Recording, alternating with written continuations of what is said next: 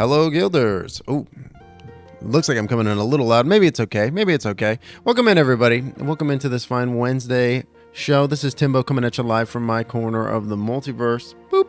And I hope you're doing well in whatever corner you're doing well in. Welcome in. Goldmoon, welcome in. Reichke, welcome in. Skelly, welcome in. Zargreg.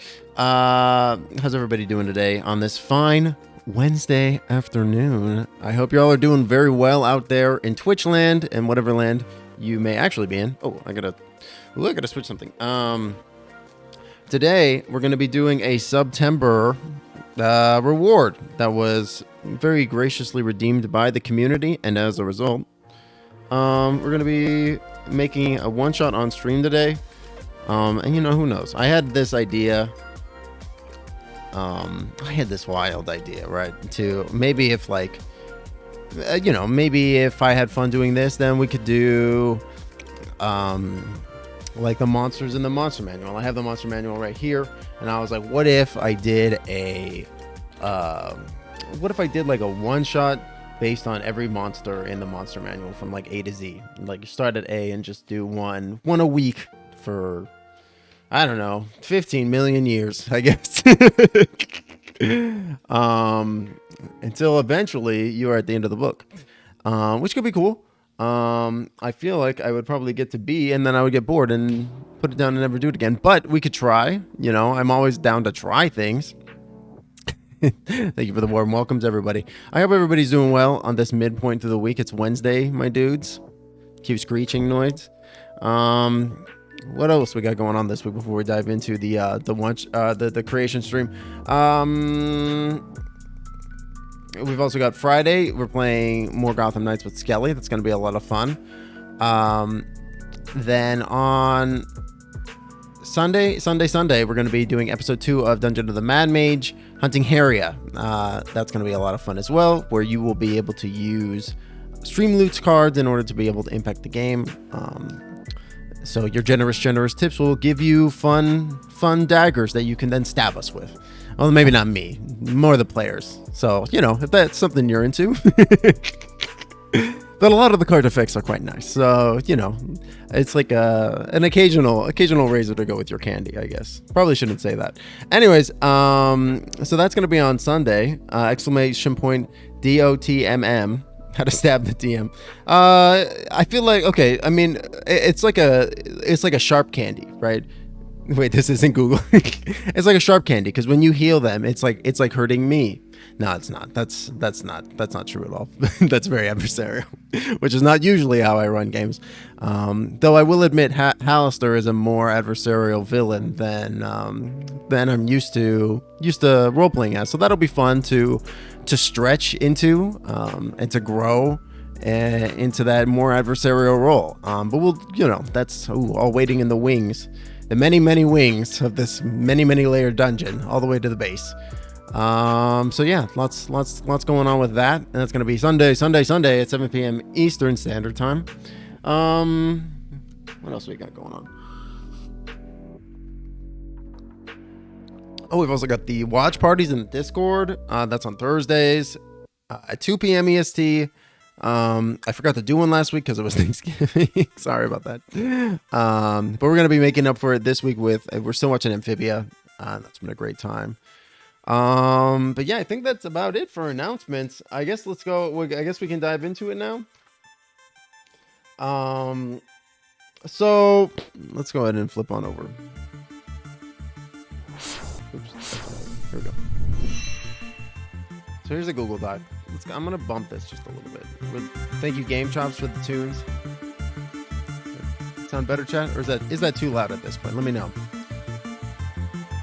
Last week was a mess for you. Yeah, it seemed like last week was like a mess for a lot of people. It seemed like universally last week was just a mess. It's a bit loud. Okay.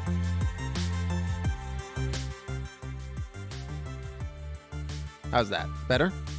I can do quieter. I also turned just down the general brightness on the browser capture because it was like a white screen, and I was like, I don't want to burn anybody's eyes. So hopefully this will be at least a little bit more pleasant to look at than it just being pure white.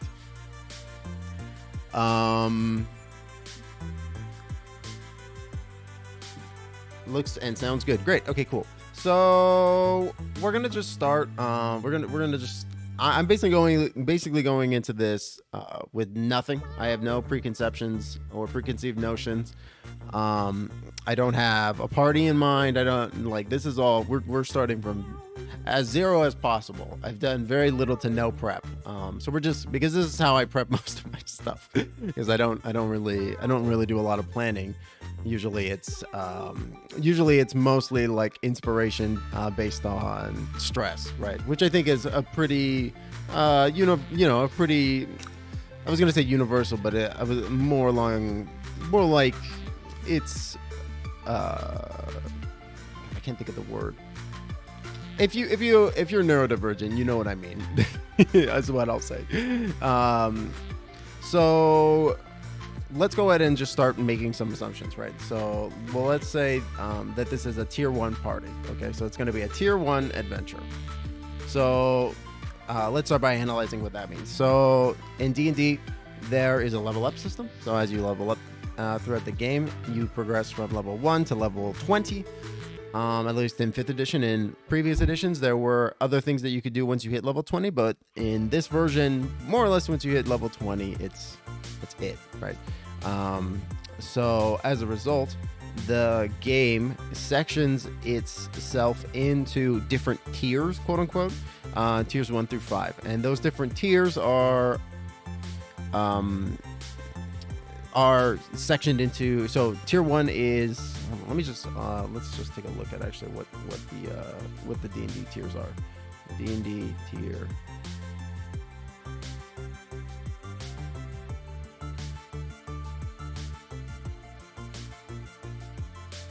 Scroll. Yeah, so D&D, so tiers 1 through 4 are tier 1. So when I say tier 1 adventure, I'm talking about it's scaled for levels 1 through 4. Tier 2 is 5 through 10. Tier 3 is 11 through 16. And then tier 4 is 17 through 20. Did I say there were 5 tiers? I would have sworn that there were 5. Anyways. Boop. So when you're talking about different tiers of adventuring, that's kind of what it's implying. So I'm going to go ahead and make this a tier 1 adventure because I find like I do most of my play in tiers 1 and tier 2. I haven't really had much opportunity to do a tier 3 adventure or tier 4. So as a result, I don't know as much about balancing in that kind of and designing those kinds of adventures, which is also part of the reason why I was thinking about doing like the monster ABCs thing, because that would give me the opportunity to really like design adventures for higher tier levels of play. Like, for example, like the first character in the monster manual is an Aarakocra, which is a bird person. But then the second one is an Aboleth, which is a CR10 creature. So you would probably be expecting to fight that at around tier 3. Especially if it was in a lair, right, which an Aboleth has. Although I'm not sure, like I've read some interesting stuff about like the assumption of whether or not an Aboleth is in its, or whether or not creatures are inherently in their lairs or not, right? And whether or not that is incorporated inherently into the CR, right? Because I know that that's true with a dragon, because dragons have lairs as well, which gives them lair actions, which is a whole other thing, which basically is a turn 20 thing that they can do, agnostic of other stuff going on. It's basically like because they're so in touch with the landscape and the place that you're fighting them in, they have control over it, which allows them to manipulate it in combat, right? To various degrees. And so I was actually, when I was doing research a little while ago about dragons and lairs and their lairs and such, and I found that it's mostly assumed that a dragon, if it had like a higher scale dragon, is going to be like in its lair. Like it takes that into consideration when it balances the CR. So I wonder if that's true for other creatures too. I'm not 100% sure on that. But yeah, so that was kind of that was another potential benefit of doing the ABCs by monsters, one shot encounter thing. Anyways, but back to this. So we're gonna start with a tier 1 adventure. We're gonna make it for like just like level 1 through 4. So we'll go ahead. Dash 4. Okay. Now, usually when I'm designing one shots, I like to take the amount of time that I'm going to be playing for in hours, and then I add 1 to that number, and I make that many encounters, because usually an encounter will take about an hour or so, and an encounter means anything from your party talking to somebody and getting information to combat, that to a puzzle, that kind of stuff. Like, usually I just go amount of time played plus 1 hour, because that, and usually I don't even use all of the things that I prep also. It's just a nice little backup, and then you can have that for later potentially, right? I think that's one of the best pieces of advice that I can give, is that when you're prepping stuff, and like, let's say you prep like an encounter or like several encounters in a one shot, and one of the encounters doesn't get used, you can still use that material later and repackage it and rebrand it, and reserve it up in a different moment, because the party doesn't know that they missed that, right? Like, the party has no idea about that, right? It's kind of like when you're performing on stage and you fumble a line or something like that. The audience has no idea that you just fumbled. Only you do, and the other people in the cast, of course. But like, it's even less than that when you're DMing, right? Because it's like, the party doesn't know that they missed this thing, and so you can just be like, okay, great, I'm just gonna take this, I'm gonna put this back into my toolbox, and that's gonna be just ready to go for me to whip out whenever I need to, right? Which can be very helpful, right? I think that, like, I heard this best expressed by God DM Brendan Lee Mulligan, who described, like, I think he was doing like a Q&A stream, and he was asked, how do you plan for improv, right? How do you like plan something? How does it come together to him in such a way that allows him to be funny and also like prep for it, but also improvise? And his answer was, I think, one of the best that and the best way that like it definitely is a way that I like to think about it too, is that when you are playing in a game like that, like when you're dungeon mastering or what have you, having situational and trope awareness is very helpful, right? Like, if you know the genre, and you know bits and pieces of the genre, and you know like cliches and tropes and that kind of stuff, because you've read other pieces of the genre or engaged with other pieces of that genre's media, right? Then, like, you want to be taking all those pieces and bits that you love and putting them into like a bag, you know what I mean? Putting them into like, and then incorporating them, right? So that way, when something funny or something interesting or something happens, and you're presented with an opportunity as a dungeon master, you can be like, oh yeah, I know of this perfect like bit, or this perfect moment of story, or shred of something, right? Like, and this can work for any number of things, right? It can work for plot threads. It can work for just silly bits, like once you have like all this stuff in your repertoire, right? Suddenly you have like a tool set that you can use to engage with a medium, and that's how you can make stuff that the stuff that is improvised look like you had always intended on it being there, right? Because it's part of that natural like ecosystem of like kind of flowing into it. Shit, I lost my train of thought. So let's go ahead. So whenever I'm prepping, like I said, I prep for 4 encounters I prep for number of hours of in encounters plus 1. So let's say that the session is going to be 3 hours long. So we're going to do 4 encounters. So 3-hour session equals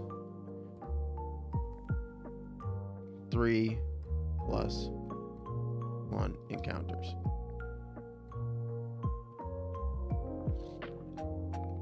So 4.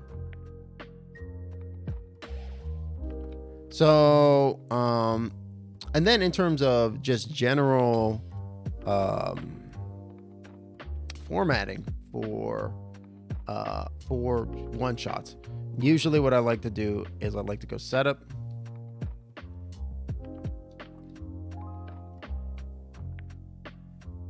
reveal, and then climax. So the first part, and let's dive into it. So setup, you build the you bait the story, right? You bait the hook. So this is where you're like setting up the world, introducing characters through different NPCs and such like that. Usually this is one encounter, right? You can skip this, but you can skip this in terms of like, oh, your party is already moving forward and your party already has the mission and they're on the way, right? But you need to have some other form of setup in a different capacity. So maybe that setup is you getting to the dungeon, right? Like maybe the setup is you setting foot like at the base of the dungeon and you have this moment of like talking to each other, right? Like there needs to be like some form of setup where like you're like hooked into the one shot, right? And most of the time you don't need necessarily everybody to be on board with it as well. So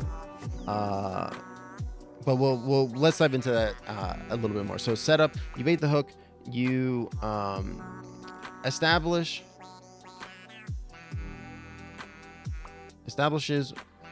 the goal of the one shot. The goal of the one shot's mission.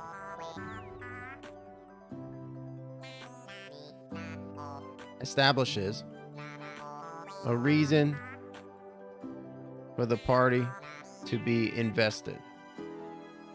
So that part is important as well because everybody, you know, it's one thing to have a mission, but there's another reason entirely. It can help drive players towards that mission if there is some inherent reason for it. Oh, a dog is missing. Oh, the local economy is fucked up because our trade route stopped. You know, that kind of stuff can really impact like the game and really also make people be like, oh man, we gotta do this, right? And that vibe is also kind of what you want to, in my opinion, inspire, especially when you're playing with new people. Is like, I think it's cool to want to inspire folks to be like, oh yeah, in this game you're like a hero and you're trying to help and right wrongs and stuff like that, which, you know, doesn't hit necessarily for everybody, but it's something I like to, at least like in some of these like in some of these one shots, I like to be like, oh yeah, you're the hero or what have you, right?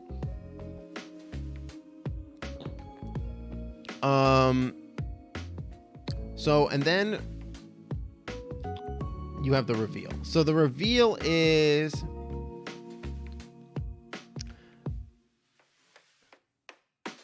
basically, the way that I like to think of it is anything that happens after the setup is you need to have some reason for it to be different than what was predisposed, right? Like, so what was thought to be known is shown to be either untrue or misinterpreted or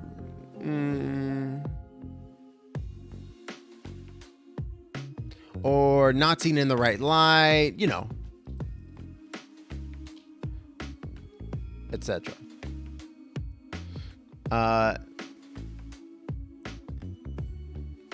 Or more information can come to the light. More information can be is discovered that changes how events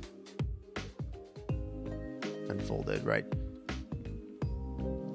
This is also like the investigative aspect of the piece, right? Of the one shot, right? So in this moment, and this can be combat too, absolutely, right? Like all of these things can be combat, and all these things can be RP, and all these things can also be exploration. That's the thing. Let's talk about that too for a moment. So in D&D, there are three pillars. Combat, which is the obvious one, right? Combat, roleplay, exploration. Sorry, this is I'm realizing now this is probably like maybe a little bit too basic level, because I know everybody in chat is fairly experienced role players, but I do want to talk about like these fundamental things just for anybody who might not know. So in D&D, the way that the game is describes itself in the Dungeon Master's Guide is that there are three pillars, and these three pillars prop up the table of play, right? And so the three pillars being combat, roleplay, and exploration. I don't know, Zarkray, you play pretty well, I gotta admit. I gotta admit, you play pretty well. I'm still itching to play in a Call of Cthulhu game that you run. But sorry. So combat is the obvious one. It's when you're fighting monsters, righting wrongs, banishing creatures, etc. You know, anytime you drop into initiative, that's combat, right? The game is highly driven around this. I would say that this pillar is probably at least 50%, if not larger, of the table. And I don't think that is a hot take. Literally every single thing that you get in Dungeons and Dragons is an ability to deal damage or increase your ability to deal damage. Even like characters who are spellcasters, usually you get higher level spells or the ability to cast more spells, which, you know, deal damage, right? So combat is a very core aspect of D&D. Roleplay is when you, the player, are talking to another player or an NPC in character, right? And you are using that information and that knowledge that your character has and portraying them, right? And so this can be anything from like you talking to other players at the table, right? Yeah, absolutely. I want to play in a Call of Cthulhu game with Zarkray. That I'm itching for that for sure. I want to be a 1920s gangster who talks like this. Yeah, we got to rob the bank. See, say hello to my Tommy gun. And then so roleplay can be anything like, hey Nova Rosa, thank you for the Prime. I super appreciate it. 15 months, Pog. Get in my taxi car. We're gonna go for a ride, boys. And so roleplay is like, and this can be anything like, and roleplay is a very open-ended term. And you know, I think that there's a whole other discussion to be had on RP and roleplay, especially because it's like that there are some people who really are adamant that things need to be played out in game. Like, oh, if you're trying to convince the character of something, you need to convince the dungeon master, which I don't necessarily disagree. I don't necessarily agree with. I kind of am of the opinion that I don't really anticipate characters can be different than their players, right? And if a character has a positive charisma score of 19, right, I'm not going to expect them to make, you know, be as charismatic as that 19 charisma character. You know what I mean? So I'm open to having roles be made and stuff like that, and then dictating based off those roles, which I think is all valid, because it's like, it really doesn't hamper the story very much, and in fact it pays homage to the story itself and to the canon of your character being charismatic. Because that's, in my opinion, one of the biggest things that D&D has a little bit of an issue with, is that there are times where the game does not respect its own canon, which is a problem, right? Like if you are like, my character is super duper strong and badass, and then they flub like a very basic conceptual check, like walking up a set of stairs, like that makes no sense according to the canon that you've established, right? Like you're just going against it at that point. And same with like having a high charisma character, not like having the player have to make the argument for that high charisma character. That makes, you know, like it makes me feel like you're not really respecting the canon that has been established of, oh, your character is charismatic. Right?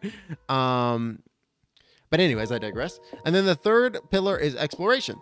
Exploration is, in my opinion, anything that isn't combat or roleplay. So when you are in an environment and you are looking around and trying to figure out a puzzle, or exploring like a library and trying to find books, that is exploration, 100%. And that is as much exploration as you being out in the woods trying to find your way from point A to point B. It's just packaged slightly differently. You know what I mean? Like,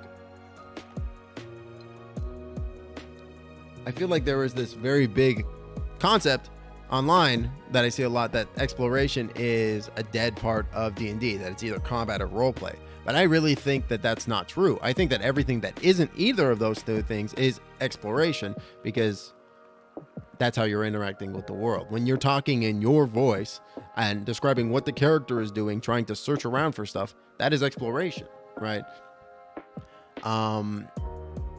And so as a result, exploration becomes about can be about a lot of different things.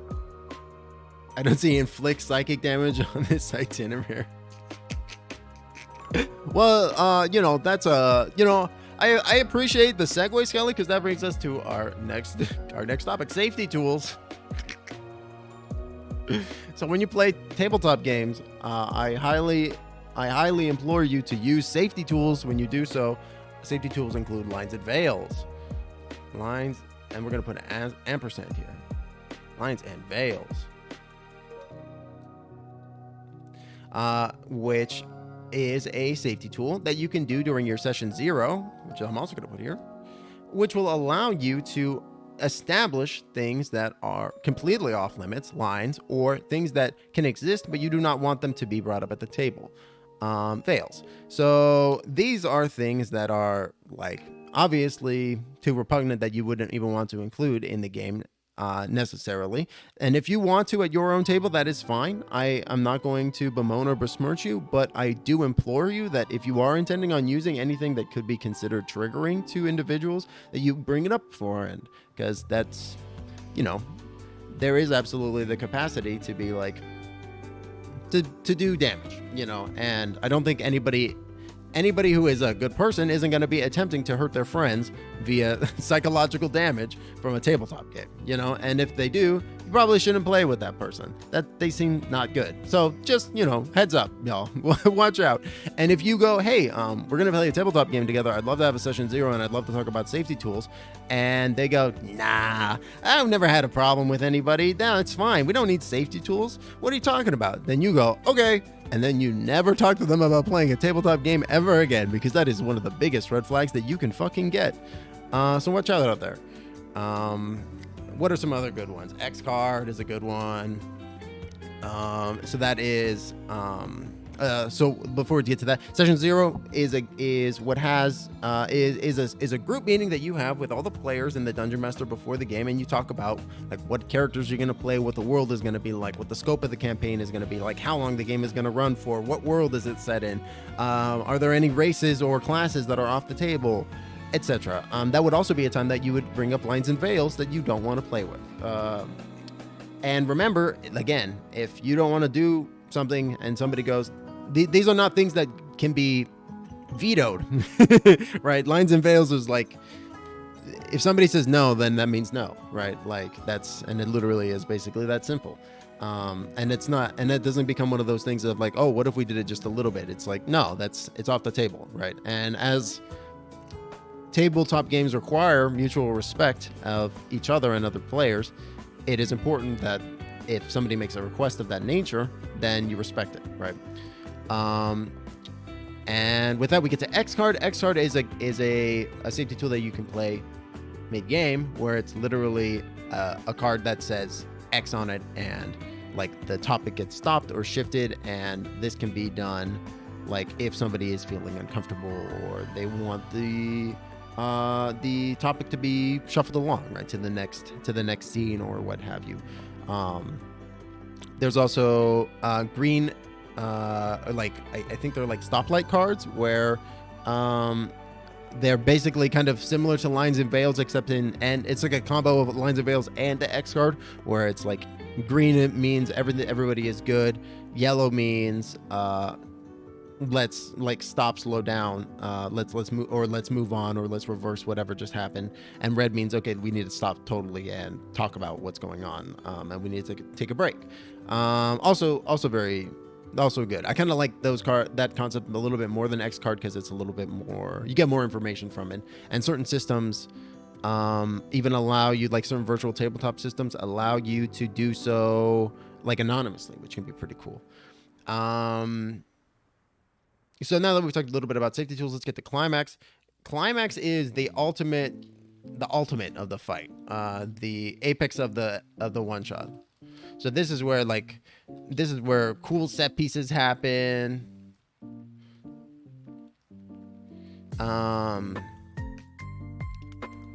Cool set pieces happen, like big boss fights. That kind of stuff, right? This is like the ultimate, where everything comes together and you have this large fight, right? And yeah, so that's usually the general structure that I use for my one shots, just in general, because I find that having like this general narrative arc of setting up the idea, having some kind of twist or reveal, and then having a big climax at the end of being like, oh, here's something wild that you would never have seen coming, is like, it can be, I've had good luck with that, at least designing in that the capacity.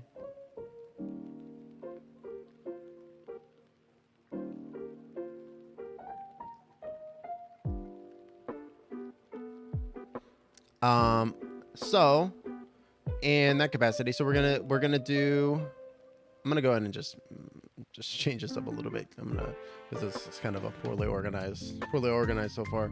Oop. Sorry, this is my actual like D&D homebrew sheet, so there's like a shit ton of stuff on here. Let me get this.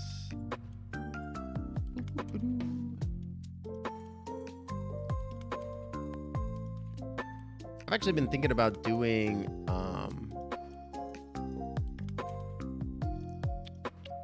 I have like a bunch of items like made and ready to go, so I am thinking about doing about releasing them maybe on like itch.io or something. What do they do?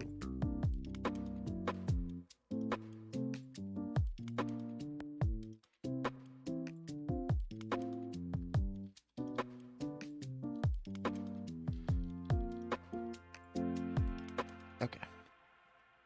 So here's just all the general knowledge, and then here is the one shot itself. Okay. So so let's go ahead and let's get started. So normally what I like to do is if you're just like starting from zero, the monster manual has a lot of really good lore and stuff in it that is really interesting, that you can draw inspiration from. Now if we're doing, let's say it's a level, it's a party of, this is actually a good time. We'll talk about Kobold. So let's talk about encounter levels and stuff for a minute. So this is something that is a little difficult to do. It's not something that's simple. If you follow it to the letter, is the way that I'll say it. So basically, the game has a way of calculating. So let's say there's level 4 players. So let's say of level 4. So the game has a way of calculating how difficult a fight would be for a given party at that given level. And so as a result, you'll see up in this corner here, XP goals: easy, medium, hard, and deadly. So the idea there is that as you add monsters to your encounter, the monsters have an individual experience point level, and as you add those monsters to it, it increases the total amount of experience points in the encounter, which as it surpasses these various thresholds up here of easy, medium, hard, and deadly, then that is what dictates supposedly the encounter level difficulty.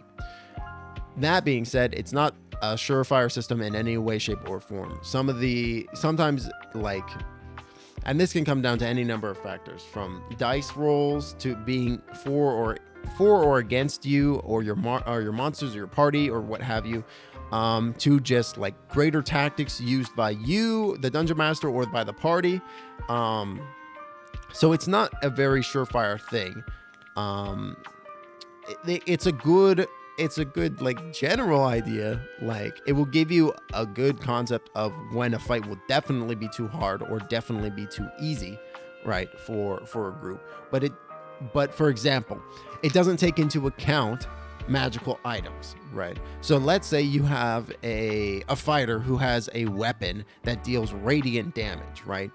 And you throw them up against a big old monster, but the monster has a weakness to radiant damage, and then suddenly your fighter with the radiant sword comes in and absolutely destroys it in like 3 turns, even though it was meant to be a difficult fight, right? Like it doesn't take into account the explicit type, like some of that stuff. So it's very much like very loosey-goosey, very loosey-goosey. So in this context, what we're gonna say is for level 4 players. So in this, you're already able to see, right, like there's a pretty big discrepancy here, right? Like 1/4 CR, which stands for challenge rating, trivial fight. But a level 9 fight, or a CR9 creature, would be a deadly fight. So we're gonna need something a little bit lower level than CR9. We're on Kobold Fight Club Plus right now, koboldplus.club, which is a really great website that I use all the fucking time to balance encounters. It allows you to scrub monsters by CR value. It allows you to change categories of size, creature type, environments. It's great. I love, and it also does the auto calculation for what the value of, or the experience point value is as well. So let's say instead of having 4 level 4 players, we have 5 level 4 players, and you see how the goals, like the level experience, actually changed and modified. That's because this is actually doing a live calculation depending on how many players you have and of what level.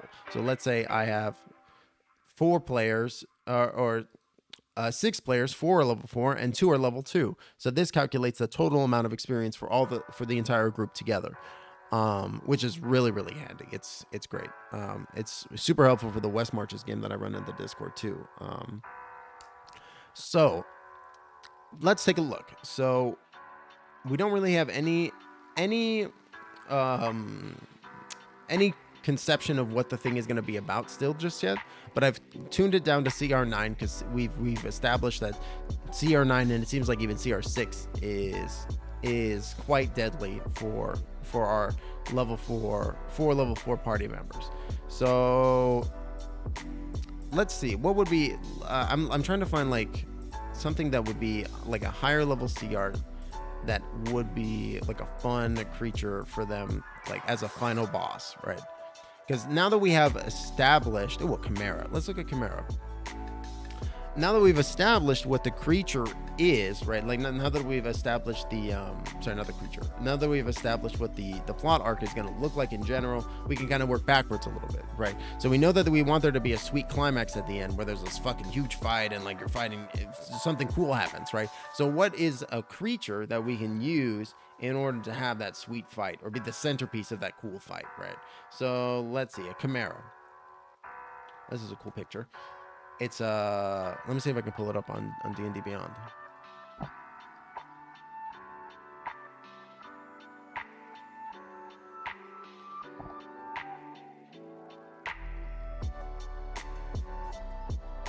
Chimera, yes please.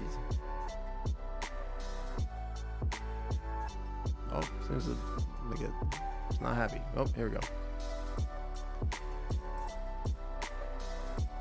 Yes, Beyond 20. That's great. So here he is. The boy himself. Chimeras were created after mortals summoned Demogorgon to the world. The Prince of Demons, unimpressed with the creatures that surrounded it, transformed them into horrific, multi-headed monstrosities. This act gave rise to the first chimeras. Gifted with demonic cruelty, a chimera serves as a grim reminder of what happens when a demon princes find their way to the material plane. A typical specimen has the hindquarters of a large goat, the forequarters of a lion, and the leathery wings of a dragon, along with the heads of all three of those creatures. The monster likes to surprise its victim, swooping down from the sky and engulfing prey with its fiery breath before landing. Conflicted creature. A chimera combines the worst aspect of its three parts. Its dragon head drives it to raid, plunder, and accumulate a great hoard. Its leonid head compels it to hunt and kill powerful creatures that threaten its territory. Its goat head grants it a vicious, stubborn streak that compels it to fight to the death. These three aspects drive a chimera to stake out a territory that is large as 10 miles wide. It preys on wild game, viewing more powerful creatures as rivals to be humiliated and defeated. Its greatest rivals are dragons, griffins, manticores, peritons, and wyverns. When it hunts, the chimera looks for easy ways to amuse itself and enjoys the fear and suffering of weaker creatures. The monster often toys with its prey, breaking off an attack prematurely and leaving a creature wounded and terrified before returning to finish it off. Servant of evil. Though chimeras are far from the cunning, the draconic ego makes them susceptible to flattery and gifts. If offered food and treasure, a chimera might spare a traveler. A villain can lure a chimera into his service by keeping it well fed and its treasure hoard well stocked. Interesting. Literally using like demon power to make something awful, right? So let's see.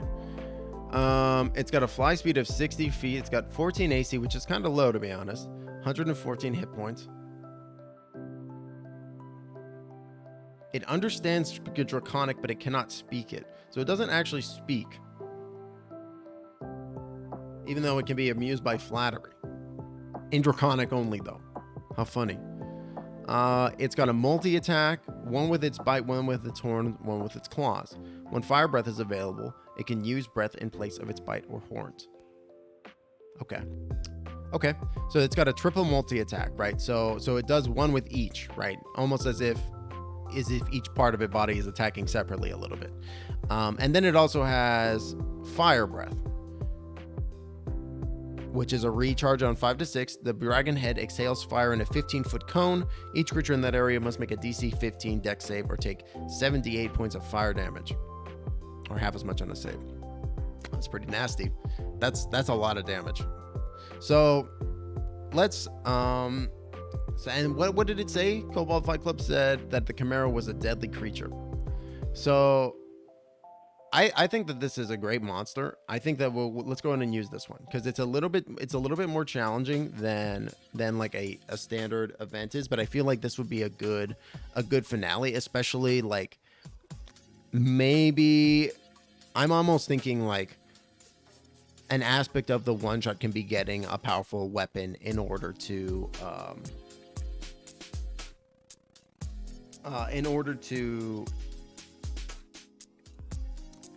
like to slay it, right?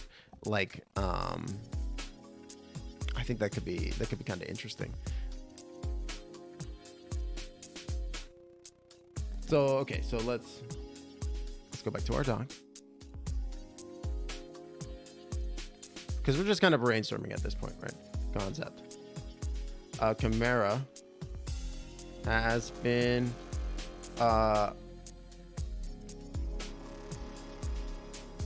terrorizing the local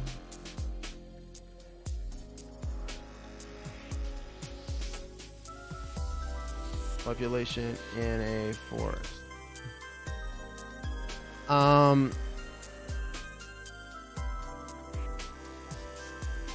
Local human settlement in a nearby. Just gotta make it sound close, right? Gotta make it sound close. Other adventurers have been sent to no avail.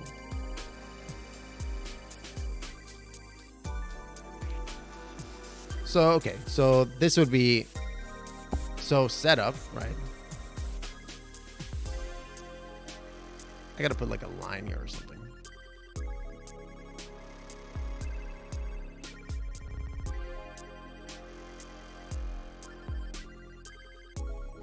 Horizontal line. There we go. Perfect. Give me that sweet, sweet horizontal line.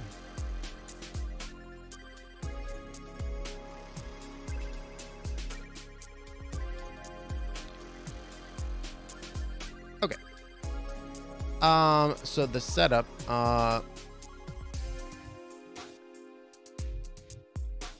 so this, so so with, maybe let's not even start at setup. So, but we do know we can at least set it up, right? Setup, reveal, climax. So we know in the end, epic battle with Chimera.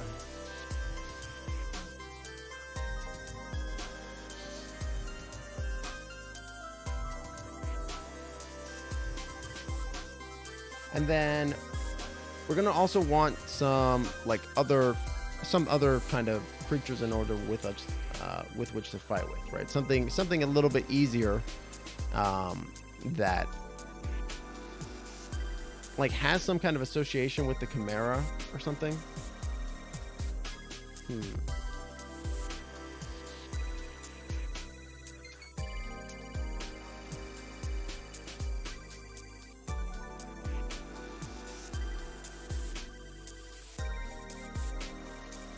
I'm almost thinking like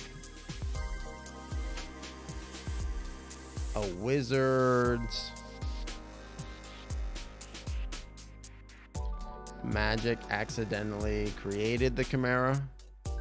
Something like that.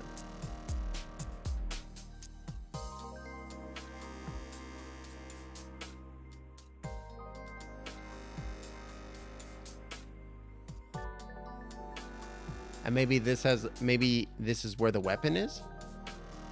The wizard knows of a weapon that is especially lethal to his creation.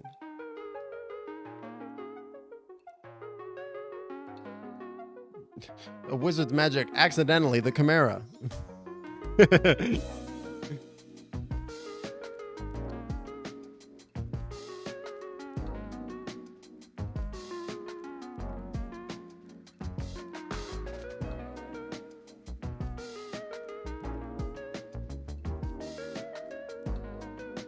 Hey, get banned.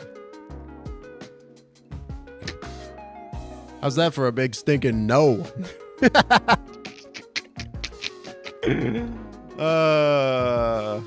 the fuck out of here. Get out of here. Get reported.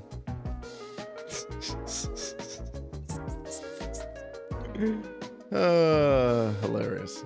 Hilarious. All right. where were we? So, the wizard magic accidentally creates the chimera. Hey, CPC Gamer! Welcome in, Andy. How are you doing today? Thank you so much for the raid. Take this opportunity to hydrate. Welcome in. How are you doing today? What were you playing? Let's take a look. CPC Gamer, first of their name, eventual solver of puzzles, sometime interpreter of maps, yelper when scared, coder by hand like the 1880s, embodiment of the good Christian Minecraft server, leader of clan butt slaps, has raided in. Welcome in! Welcome in, CPC. At CPC. There we go. You know, I love this new shoutout command, but it does not. Brother, doesn't tell me what the fuck you were playing. What were you playing? Here we go. Final Fantasy Tactics Advance. Oh, shit. And it also doesn't play the thing. Vector. Which I still can't hear. Can I? Is this Santa? Can I save it? Oh my god, is this Shadow the Hedgehog? It is Shadow the Hedgehog. I recognize There's its the Chaos red Emerald. spiky hair. You know, actually, I owned this fucking game. I owned it and I was terrible at it. I don't think I could even beat the normal path. And then I remember being like, there's like 15 other levels, all branching out in numerous different ways, depending on how good I am. And I'm terrible. How are you enjoying Final Fantasy Tactics Advance, though? That is not a game that I've heard in a long time. I had that game on Game Boy.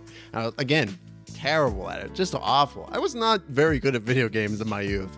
I'm still pretty average. But that was another one where it's just like I could not, you know. And now I still can't. But you know, I don't think tactics games work well in my brain because I just get real frustrated because I'm like, I missed this one single piece of information, and because of that, my entire plan that I've theory crafted over the course of the past 5 minutes completely falls apart.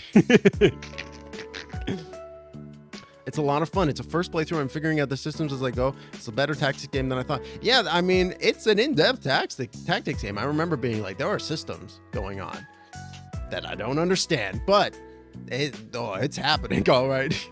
But welcome in. Thank you so much, Andy, for the raid. I super appreciate it. I'm Timbo the Wizard. My pronouns are he, him. I am a neurodivergent variety and tabletop streamer. Today we're doing ADHD Design, One Shot Wonder. We are making a design from we're making a one-shot from scratch today, and I'm just talking about my design process a little bit and how I make one-shots in general, which is a little bit harder than like building off of like a campaign or something like that, because in this we're kind of starting basically from zero, as opposed to something like, for example, I run a West Marches game in my Discord, which is on a little bit of an unannounced hiatus right now. I'm thinking about starting that back up in 2023. Definitely, I want to do more of that. But that is like an established setting. Well, this is kind of more open-ended, loosey-goosey, and we're kind of working it out and puzzling it out as we go. It's a lot of fun though. I hope you're doing well. Thank you again for bringing your community on over. So what we have established so far is that we need about 4 encounters. We're thinking about using a chimera. I've thrown in a settlement of a nearby forest, but I think maybe there's something more interesting that we could throw on. Maybe a volcano. Maybe it's like a mountain, on a nearby mountain. What about this? A nearby mountain, and then the reveal is also the mountain is actually a volcano.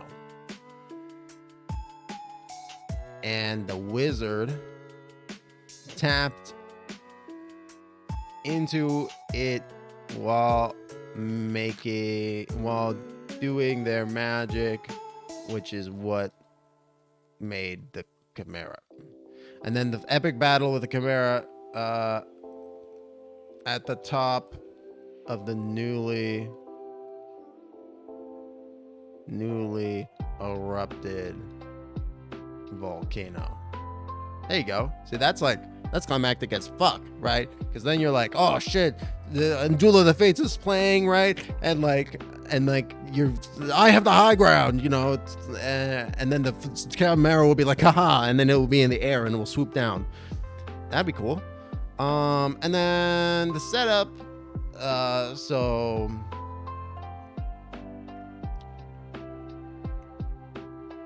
So let's talk about this for just a minute. So we'll go back to setup. We'll come back to setup. So because we have the three, we need to list the encounters. I don't know why my thing is bugging out like this. Is this the one that I want? No. Is this the one? Is this it? No. You? No. You? No. You? No. I just want dots. Italic, bold, underline, text color, highlight. Insert link, insert image, add comment, align. Give me. Oh, let me just. Oh, more. Checklist, bullet. A solid bulleted list, numbered list. Here we go. That's just the way it goes. Welcome back, Zarkray.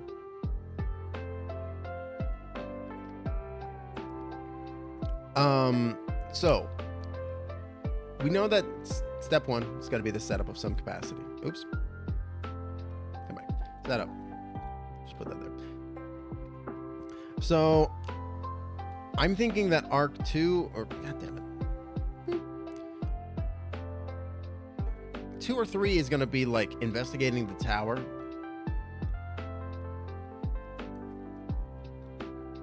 The wizard's tower. Or the wizard, maybe not wizard's tower, because I feel like if you throw in like a little bit of a dungeon crawl, well, you're going to need a little bit of a dungeon crawl, a little bit of a crawl, even if it's just a couple of rooms, but you will need to encapsulate them pretty hard. This is usually where I end up getting caught up in terms of time, because I go, oh, well, you know, I'll just throw in a small dungeon crawl, and then the dungeon crawl takes two plus hours, and I'm like, well, I guess this is going to be a 2-shot then. Investigating the wizard's lair.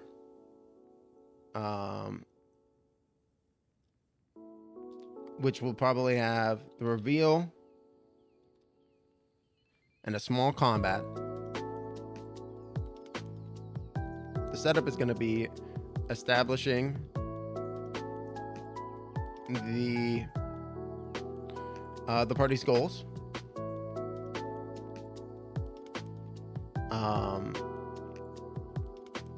Find where the chimera came from.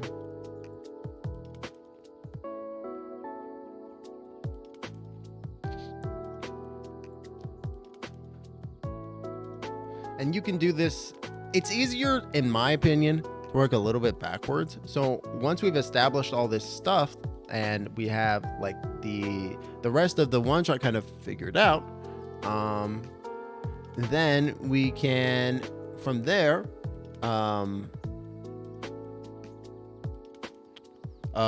we can kind of work backwards and backfill the stuff in.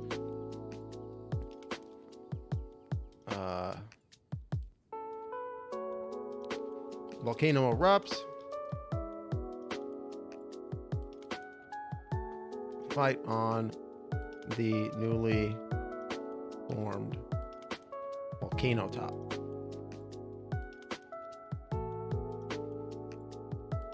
And that's 4 right there. So we've got establish a party goals, have the reveal the origins of the chimera, have a small combat, and then the volcano erupts, and we've got the fight the chimera on the newly formed top.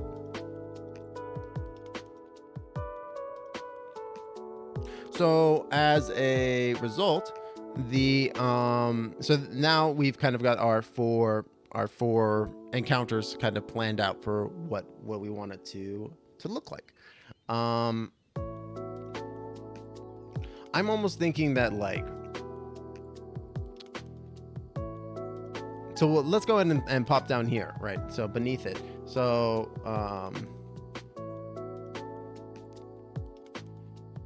here we'll just put established truths, right? Or we'll put truths, right? So these are things that are true about the one shot, and then the party might not necessarily love, but are kind of background information about the setting, right?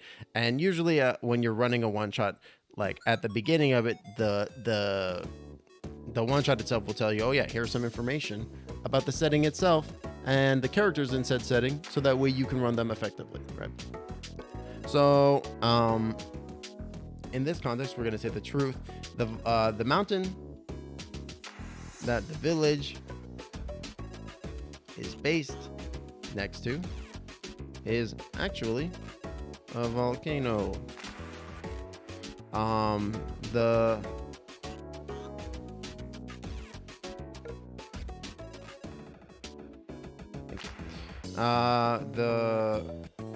volcano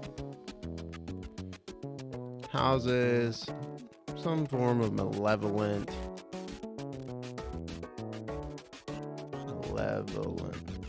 energy that the wizard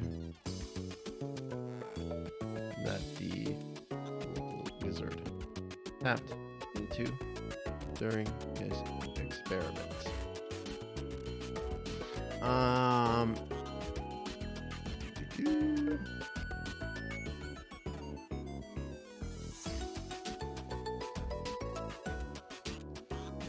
You know what, Chet? I am got to use the little wizard's room myself, so I am gonna go ahead and take a 5-minute break, 5-10-minute break, and then we will continue the design from there.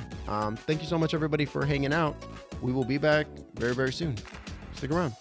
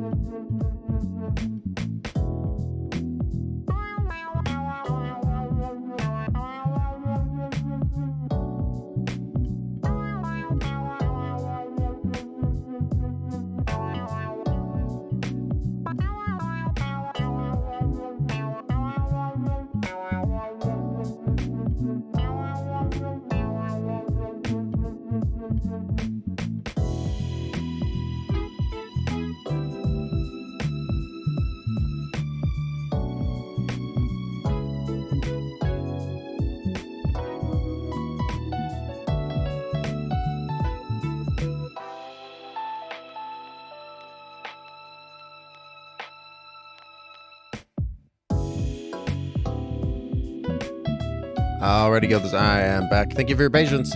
Let's go ahead and dive back in. Okay, so I had an idea. What if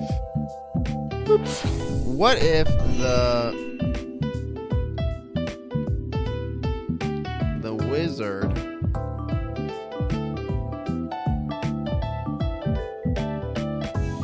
when the wizard or the chimera is actually the wizard's familiar that was altered by this volcano energy, by this evil energy, and turned into a chimera. So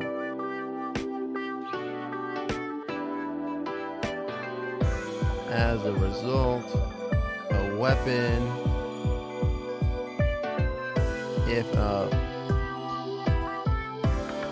if a weapon is buffed, I'll just say buffed. These are great. If a weapon is buffed by the wizard, it deals extra damage to the chimera because they're the same stock.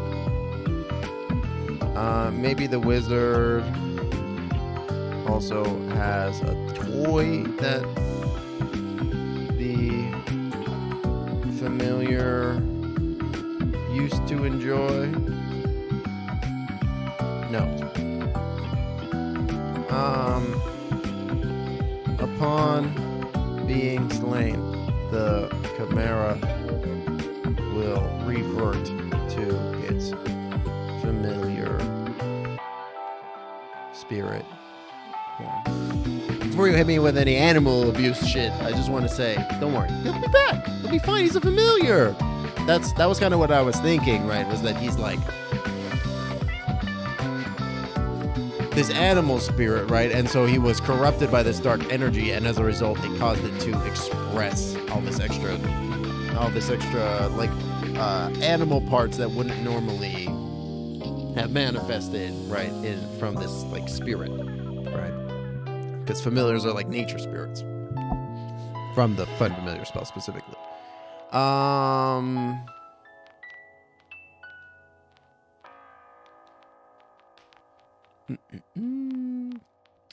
The chimera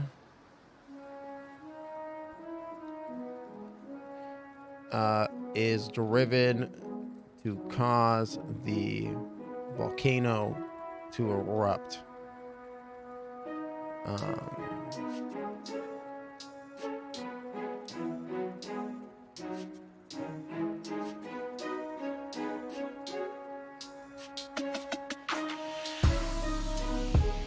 Maybe instead of it as a newly formed volcano top,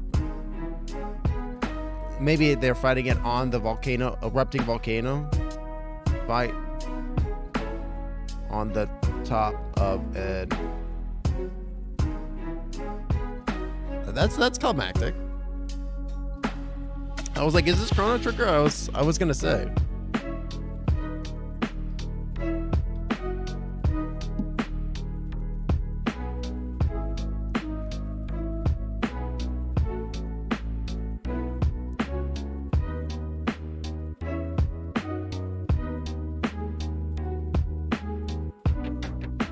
Yeah, and then we can have like magma methods as like the supporting villain. Here we go. Yeah, so magma methods are just nasty little fire guys.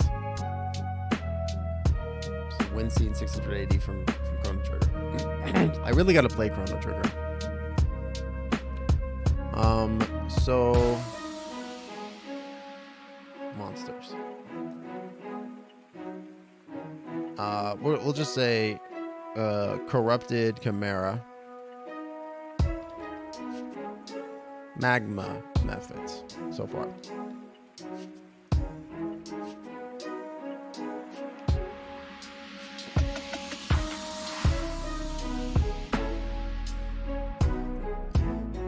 Okay.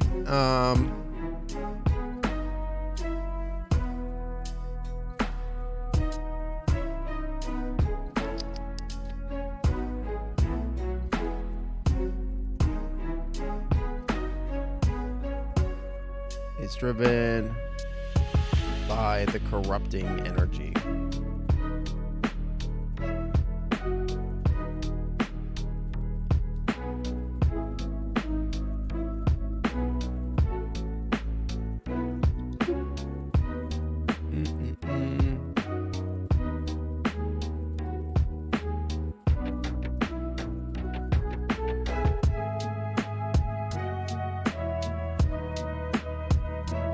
Because I'm thinking that like maybe the Chimera is like creating these magma methods, maybe incidentally, like it's like creating them as it's like hunting and doing other stuff, like as it's breathing fire. It's like because it's been infected by this energy, its energy is also infectious, I guess. That was kind of what I was thinking.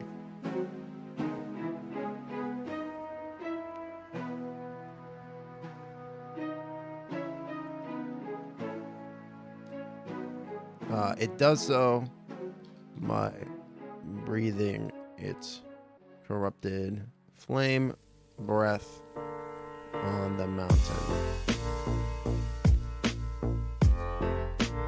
I don't know, that feels like that will be, I feel like that would be, that's at least an explanation for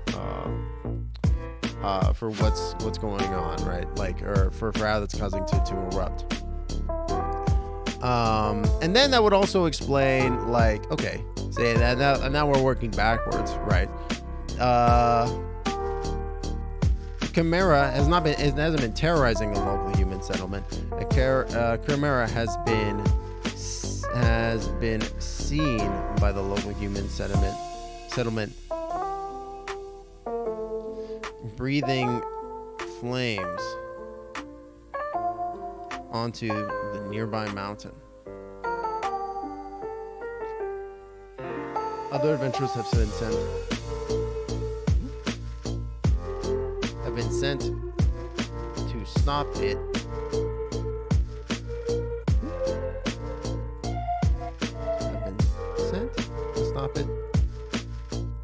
No avail. There we go.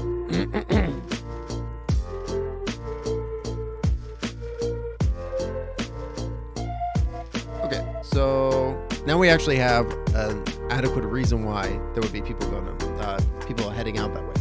Yeah, no worries, Zarkray. Thanks for hanging out. I hope you have a great rest of your evening, and sleep well. I'll catch you later, my friend.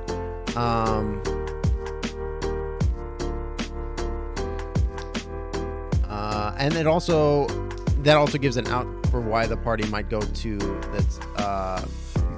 the wizard. Open in the local bar. The party. Minecraft music. Thanks, Zarkray. I hope you have a great rest of your day. Thanks for hanging out, my friend. I don't know why I can't talk anymore. The party is talking with some arbiter of the town, some maybe sheriff, some lawman. Talking with the town, with the, here we go. Here's a fantasy thing. The head of the town guard. The head of the town guard.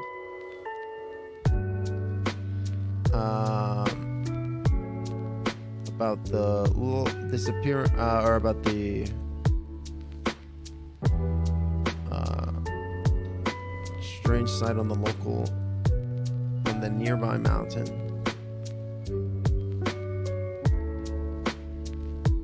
The disappearance.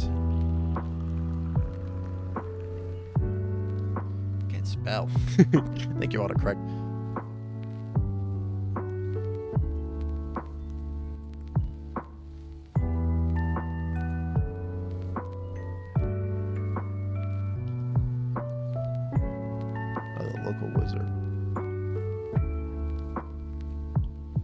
Guardsmen, or guards, and adventurers who'd been dispatched, have not returned.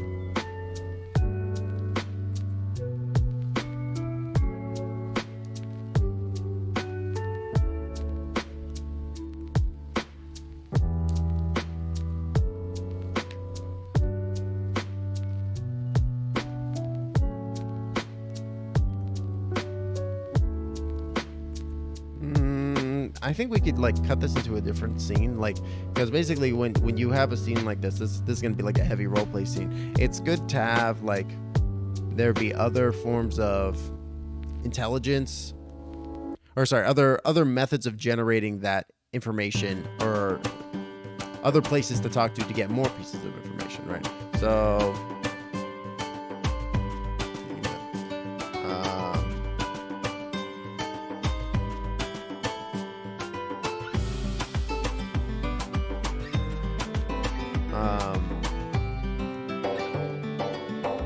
I don't know why I needed to put a bullet here.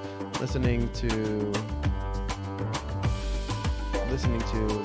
and chatting locals will discover, will hear word.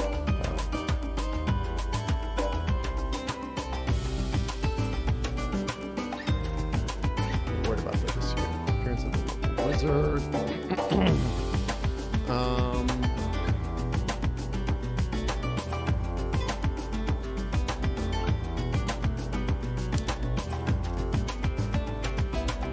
Over here.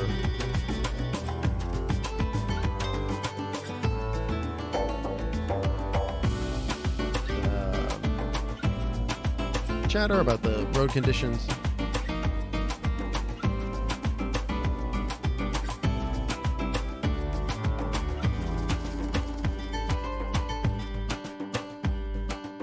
Think that another encounter that we could do, just in case like you need one more, would be some form of environmental encounter. Oh, thank you. Thank you. I turned it up when I went to break. Environmental challenge. So this could be like a rock slide.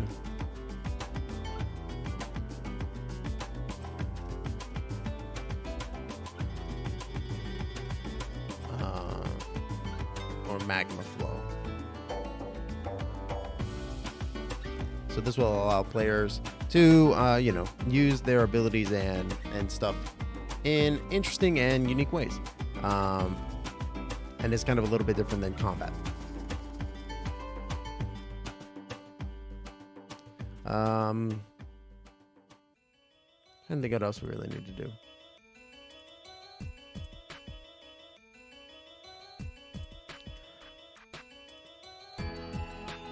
I mean, this is a little bare bones, but this is like... At this point, I would be looking for a map, I think. Or trying to design one. I guess we could make... I guess we could design a map.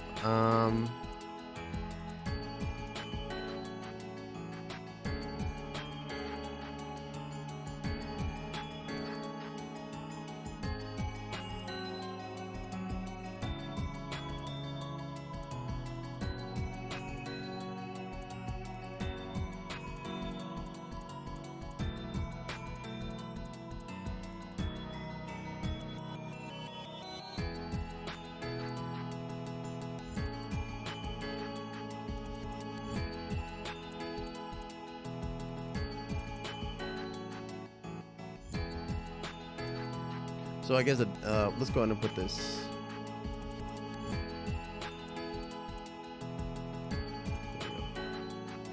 Where the camera came from and slay it.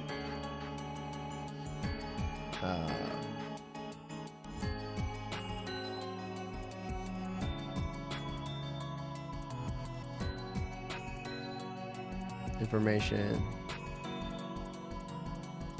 Rumor. It can be gleaned.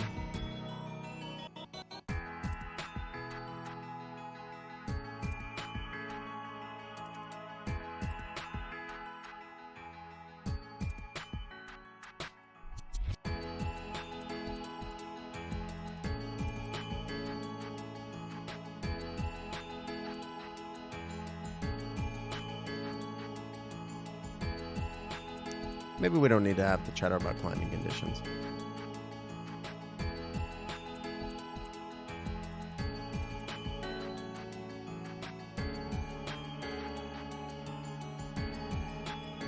I'm just like wondering whether or not we need that. There needs to be a better, like a closer tie to the wizard, or whether or not, like, because I feel like at this point it's like if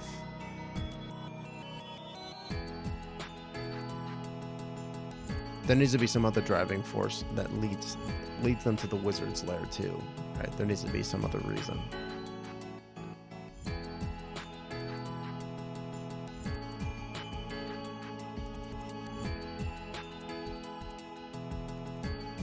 Maybe that's what the environmental challenge can be. Maybe...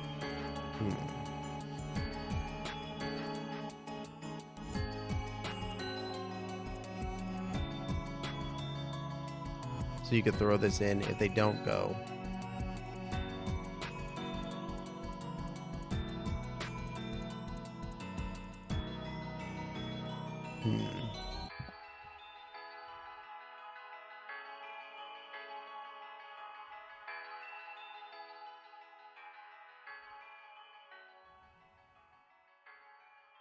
Thanks, Goldman. I'm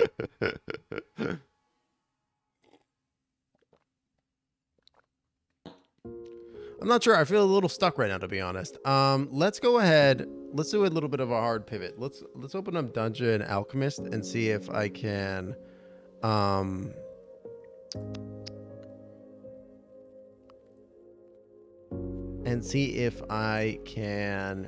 like design a magma top.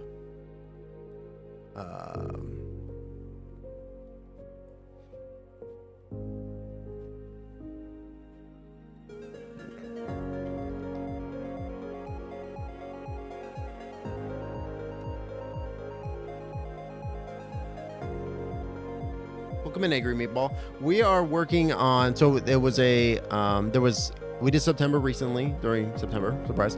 And one of the things that the community earned was a one-shot creation stream. So we're doing that right now. We are working on, we're starting from basically zero. And I have designed, so far what we've got is, there is a chimera that has been seen by the local human settlement, breathing flames onto a nearby mountain.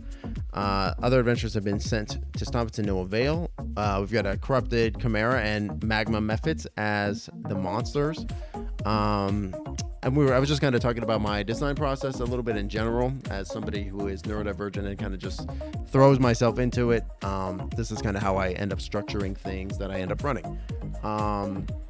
So usually when I'm starting off with a concept and brainstorming, I factor it into 3 distinct phases of the arc of the one-shot narrative: setup, reveal, and climax. Where the setup is, and I kind of laid that out up here. Setup is the baiting of the hook. You establish the goal of the one-shot, the reason why the reason why the party should be invested in the mission. The reveal is, and that can be any number of things, and there are numerous ways that you can get folks interested, including something just being strange or something like tugging at their heartstrings. There are numerous methods of doing that. Reveal, we've got what we thought was known is shown to be untrue or misinterpreted or not seen in the right light. Maybe more information is discovered that changes how events are unfolded, etc. And then you have the climax of the one shot, which is the big apex, the cool set piece, the big boss fight, etc. Right? So currently we have this chimera concept, with the setup being the party we opened in the local bar of this local town, which we have not named yet. The party is talking with the head of the town guard. There's a strange sighting going on the mountaintop, of a multi-headed figure breathing flame. Right. Guards and adventurers who have been dispatched have not returned from there, and if the party overhears and listens to the rest of the locals, they'll find out about the disappearance of the local wizard, who is kind of just not around anymore. Hasn't been seen in several days, if not weeks. I'm not sure about this chatter about the climbing conditions. if the party goes and investigates the wizard's tower, which I'm still trying to figure out a way to hook them into doing that.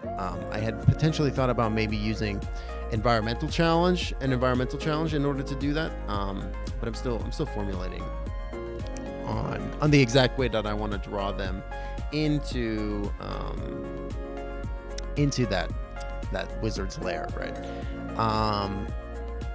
But when they do get to the wizard's lair, eventually that's where the reveal will occur that of the origins of the chimera, which it turns out that the wizard accidentally corrupted his chimera when he tapped into the mountain, which is actually a big volcano and has something evil lurking in the lava.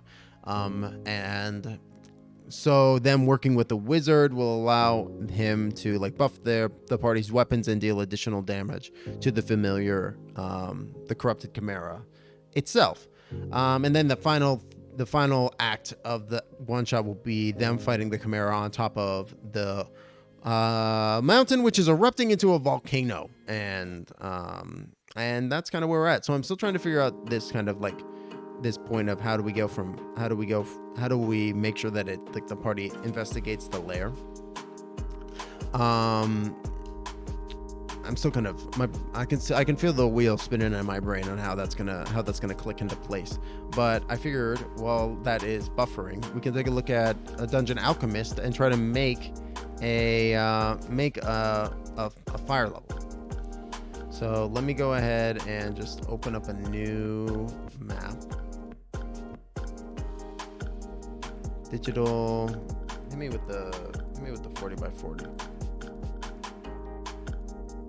Hit me with the mountain. Well, there's no mountain. Badlands? Desert? Badlands? Mountain, cacti, room placement. Mountain tops. No water. Sure, I can't do lava. Maybe they'll add lava eventually. Alright, we're generating a new room. Let me go ahead and pivot the stream on over into that.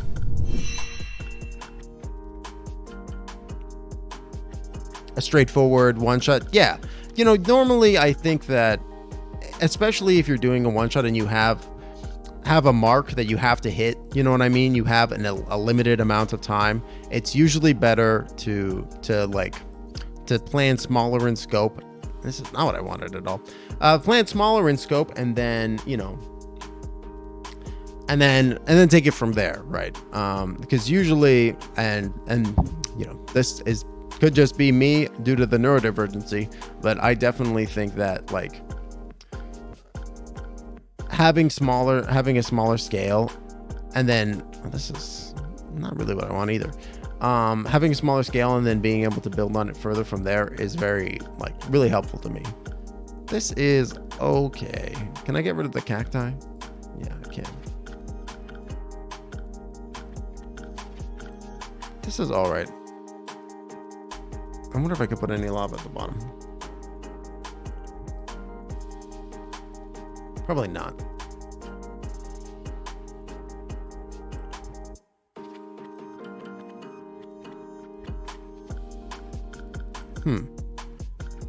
I can make rooms here though. Interesting. Which means I could put floor here. Maybe. I cannot put floor. I'm not the most familiar with Dungeon Alchemist. I don't really want to draw rooms.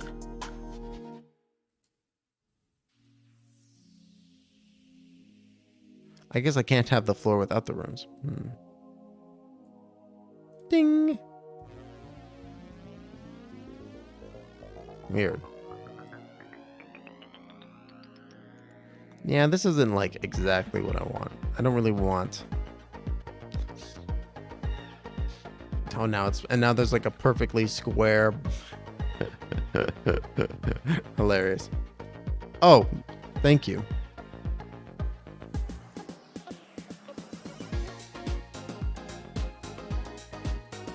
There we go. Thank you. I appreciate it.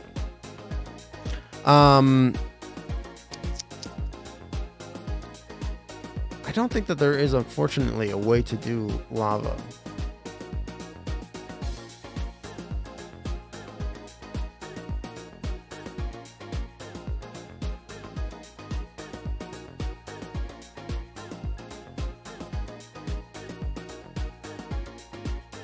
I'm not even sure if I can do water. Where's the water?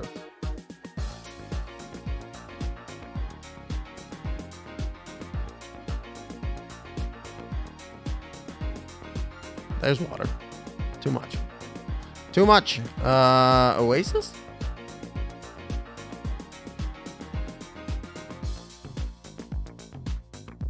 That is kind of what I'm going for, to be honest.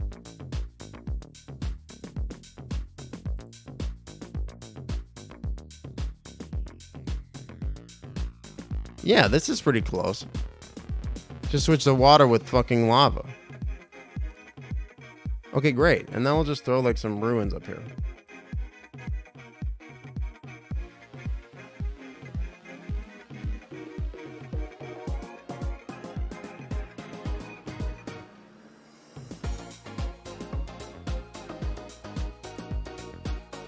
In fact, I don't think we need this much of a lip.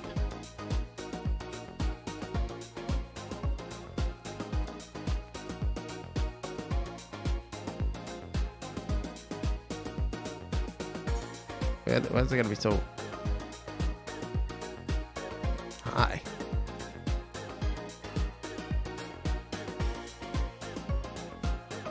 Maybe I want smooth. Yeah. Oh, so smooth. Let's just smooth that terrain out a little bit. Just a little bit of smooth. Smooth. So smooth.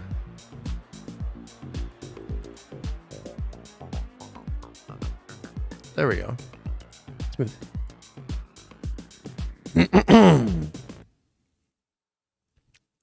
Yeah, and then I guess we can touch it up afterwards and like make it look like there's lava at the bottom, and like maybe if can I take the water out now? No, that would totally ruin it.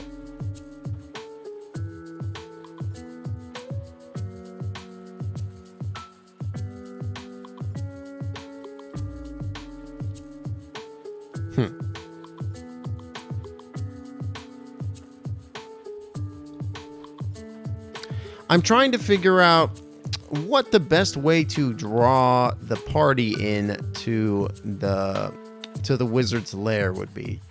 And I think that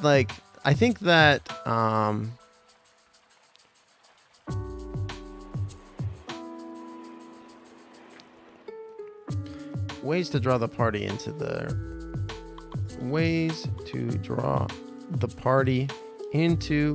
its to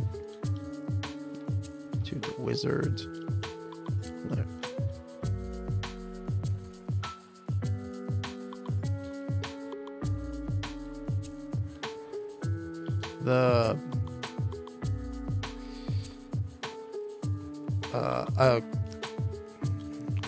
A claw of the chimeras was recovered, and tracing the magic on it leads to the wizard's lair. Covered by someone.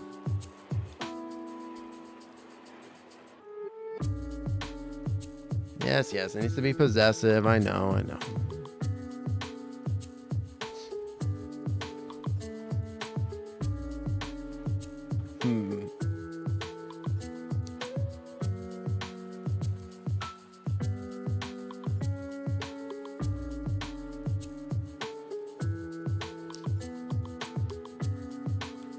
Maybe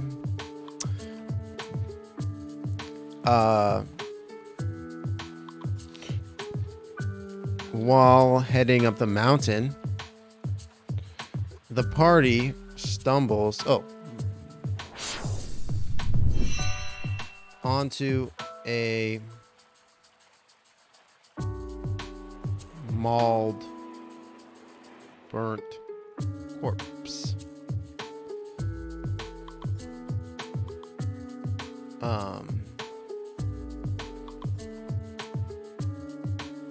Parts of it are dragged to the entrance of the wizard's lair, left at the front door. Because it's like a cat. It's like leaving a snack for its buddy. I want to see the wizard in Munson. There's a light in the tower, smoke coming in the chimney. They can infer that he's suddenly come back. I was thinking about it, and I was like, I'm not really sure if I had the same thought, but I was like, I don't know if I want him to be in a tower on the side of a mountain, because I feel like if I don't want it to be too much of a dungeon crawl.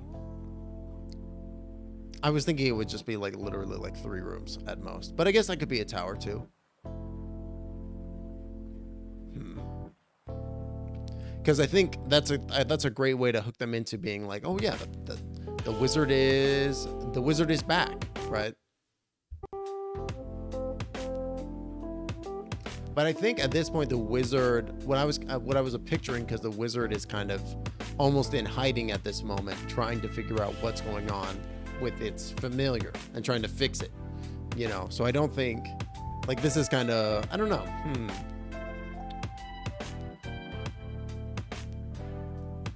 Yeah, I think that's a good idea though. Some kind of, what is it? What's the word? Evidence that the wizard is in their lair has been seen today. Oh, there we go. Place wizard lives. Yeah. I got what you mean. I totally did the same thing though. I've done that. Like, I was doing that before, where I was like, I'm latching onto the concept of wizard tower instead of just being like, it's a place where the wizard lives. Give me 1 second. I just gotta fix my Stream Deck buttons real quick.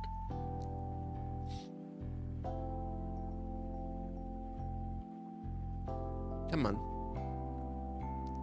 So we're gonna switch back to Dungeon Alchemist.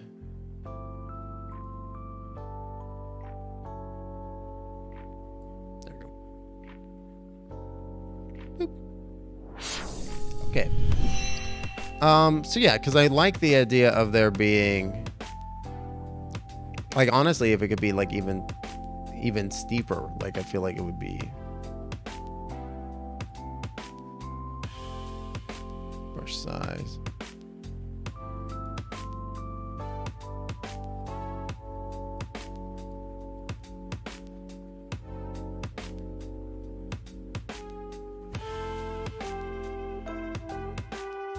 Because I can always just like edit, like crop it down and be even smaller than I wanted. But yeah, usually when you're wanting to design like a one-shot like that, you're wanting to come up with multiple ways for the party to get information, right?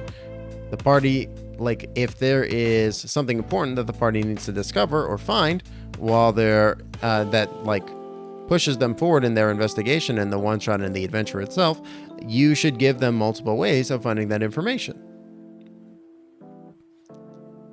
That way, it doesn't come down to the party just missing one thing, right? One key interaction or something, and as a result, you're like, well, now they've missed this thing. I don't really know how to get them from point A to point B.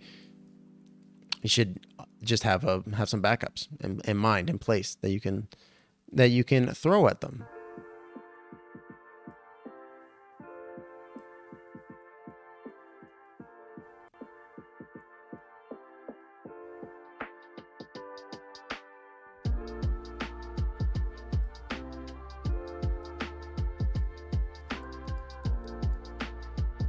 This is pretty good, I think.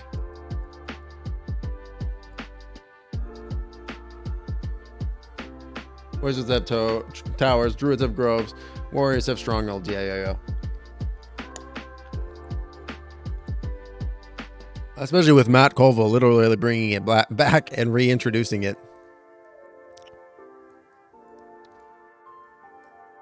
It's just, yeah, it's a deep part of the lexicon, right?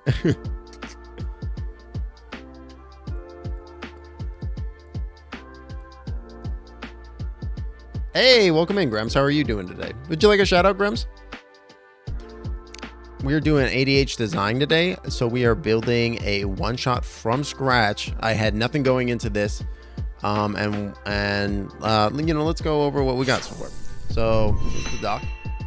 We were talking about the 3 pillars, safety tools, a little bit, and then we're talking about how I usually plan around my one shots, which is setup, reveal, climax. Setup being you baited the hook, reveal being something that you were told or knowledge that you have is untrue, misinterpreted, or not seen in the right light, and then more information is discovered, and that changes how events might unfold or how they did unfold. It's new information, right? And then the climax is the epic battle, the one shot. If I'm offering, it's not greedy. I want to shout out my friends. Make sure you follow Grems though, if you're not. Very talented streamer. How's your Hollow Knight playthrough going? I was watching you the other day and I was like, man, you're doing stuff that I never even found. I was like, wow. I gotta go back to that game. I hope you're enjoying it though. I really like that one. So I had like nothing going into this, so we decided we were going to do a tier 1 adventure. I decided on 4 level 4 players. My rule of thumb for creating a one shot is you take the amount of hours you're going to play and then you add 1 to it, and that's the amount of encounters you prep. So you make, I said we'll do 3 hours, so we'll prep 4 encounters. Oh, you're very welcome, Grebs. You finished Hollow Knight, and by that you mean you got an ending. Yeah. Yeah, it's pretty wild. It's pretty wild. The ending, it almost is like a little bit like, definitely not as obtuse, but a little bit of a Tunic vibe for sure. That the one of the endings. I'm not sure which ending you got, but like one of them is definitely like question mark, which I assume is the one that you got, because that's like the general ending, I think. I don't know. I don't know. I had Zarkray guiding me along a lot of the way, which was really, really helpful. And he mentioned that there is like a general ending, which is kind of like what it sounds like what you got. Yeah, the game is a challenging game. It's hard. I don't think I would have been able to do it without Zarkray guiding me at a couple of points. I'm not gonna lie. It's so big, and then like you got to trudge around. It's a little exhausting. It's fun though. It's a good game. It's just like, man, I'm like a little tired playing this, especially since it's like I don't even know where to go, right? Yeah, I can't even blame you. I gotta go back and play more of it though. Especially like all the carnival stuff, man, that looked wild. Sorry. So in our concept, we have a chimera has been seen by a local human settlement who live at the base of a mountain, and the chimera is breathing flames on top of the mountain, and other adventurers have been sent to stop it to no avail. So the monsters that we have in play are corrupted chimera and magma methods, and so the setup is the parties at the local bar. They're getting the quest, the mission to go on, finding out a little bit of information, and they can chatter with the locals. I also like, this is kind of more generalized notes, but usually when I'm actually running games, I have like a straight bulleted list, a numbered list like this, where this is like just directly what I'm referring to, and what and it helps me keep in mind like what are my actual goals within the scope of the scene that I'm pushing towards, right? And you don't necessarily, I found that like it's good to just have reductive possibilities, right? So all of these lead to the wizard's lair in some capacity or the other, and so basically as long as the party stumbles onto one of these things, then it will point them in a similar direction, right?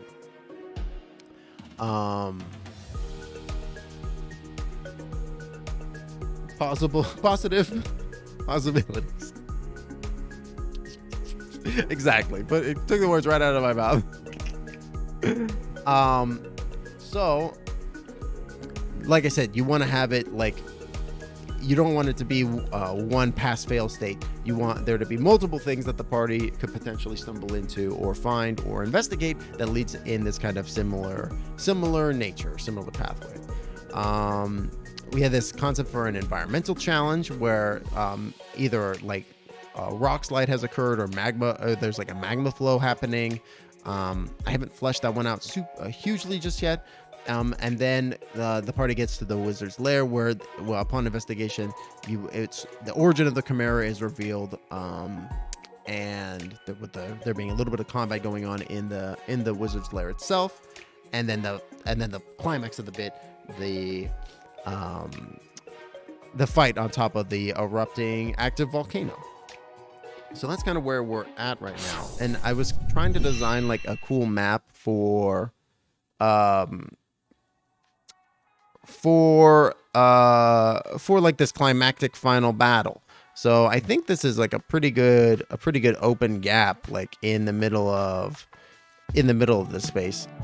Maybe no, I was gonna say maybe there's like a bridge over it, but that doesn't make any sense because it's a newly formed opening in the ground. So instead, we'll say maybe there's some ruins up here that have like tumbled in. So let's go ahead and like throw some stones. I wish I could angle the walls like 90, like I can angle them like this, but like I want to angle it into the pit, you know what I mean? Like, I can't angle it sideways, unfortunately. I think maybe I can. Hold on, let's see. Help. Placing objects. No, it doesn't look like it. So if I place it like this, no, it just lets me rotate it. Not really what I wanted. That's okay though. So instead we'll go in and like just throw some walls up here like this, I think.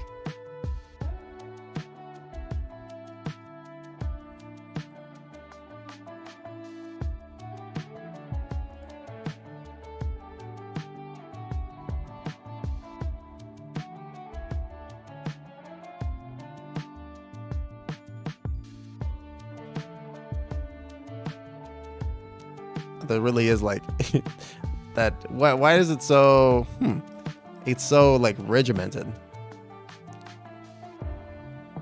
I guess it just cannot do angles. How curious. Thank you. The music is Game Chops. Exclamation point music, and you'll get linked to the YouTube page that I'm using. It's really good. Thank you, Game Chops. Super chill. Oh, maybe this. Oh yeah, actually, some like Stonehenge shit up here at the top. That's cool. Make it real big too. Basically, what I'm thinking is like I want there to be places for people to hide from the Chimera attack behind, and also for it to be like referential that there's some kind of malevolence hidden in the volcano itself.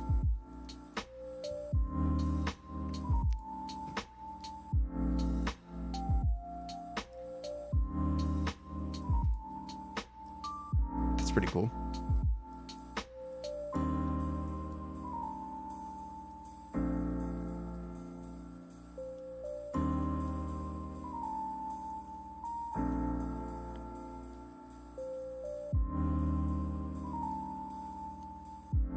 The weird half angles are killing me, man.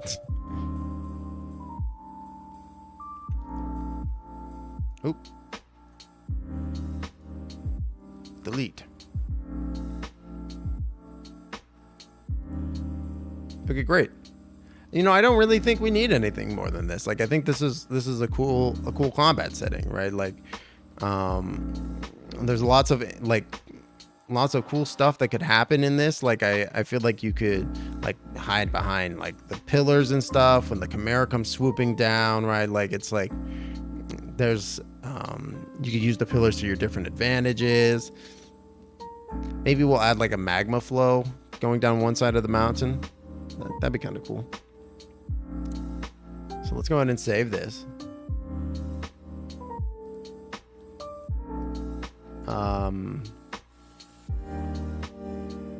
What a strange place it wants me to put this.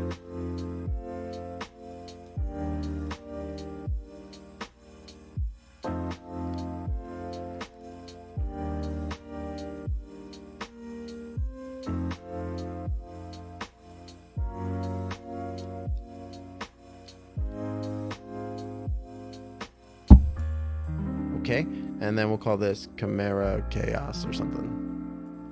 Chimera Chaos Mountain Top.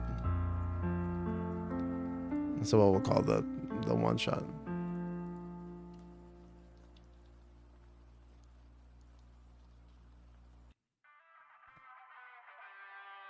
Okay, so now that we've got the mountaintop, let's go on and make a new one. New map.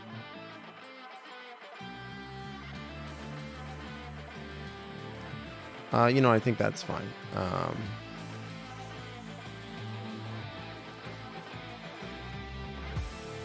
This is wild. I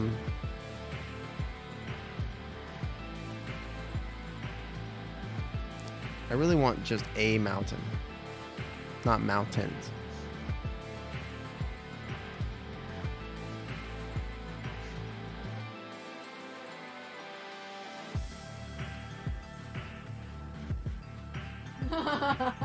Not really what I wanted.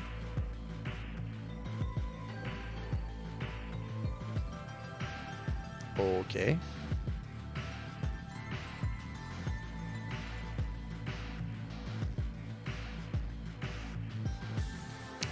Again, not really what I wanted.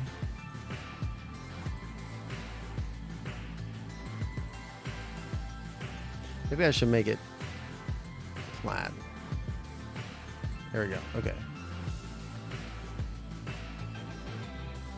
Because basically I'm kind of picturing him in the side of a cave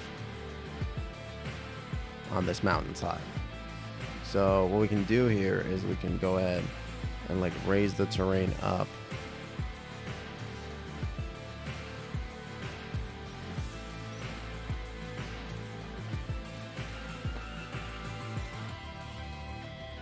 Actually, you know what we'll do first? Let's build the walls inside of it. So, what a mansion. I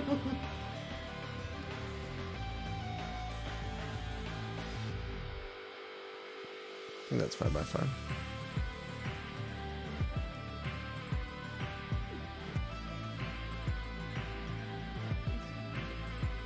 Instant mansion.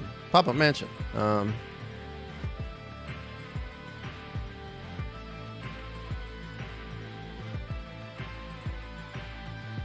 Why is it all the way up there?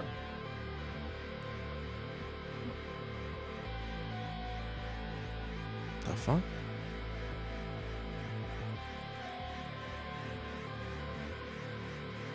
Why are you up here, sir? Sir? Whoa. How about a sinkhole right around your fucking house? The moat. Yeah, here's the moat. This is so cool. It's something. This is not what I want.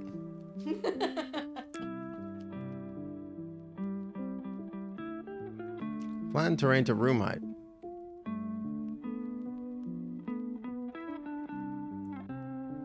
It grew. Why is the room height so fucking high? It's amazing. Why are you so high? It's still so high. I don't understand.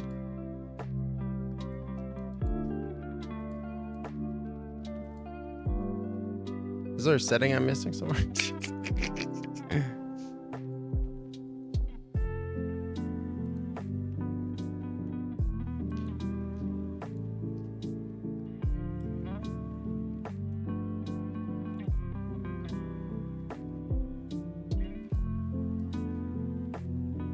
I just don't understand why you would make it flat and then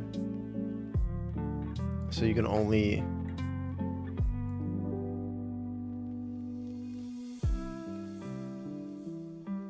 what the hell?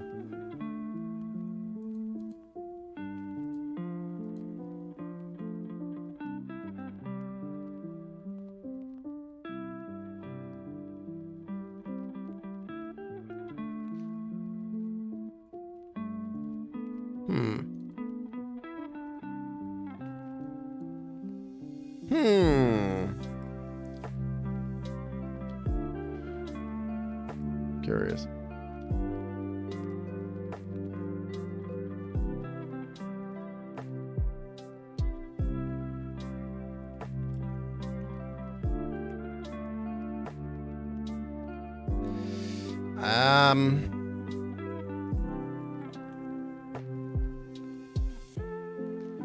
Trying to think if this will work for what I want.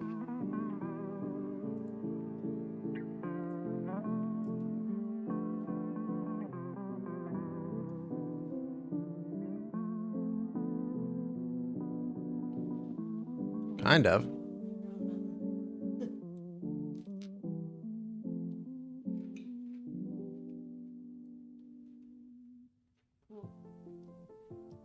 Okay.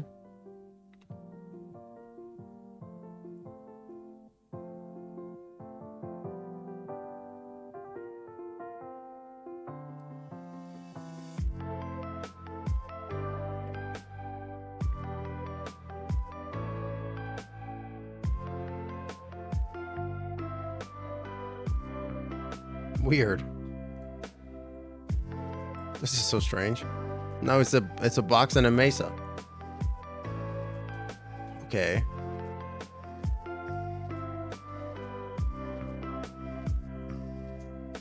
Very secret.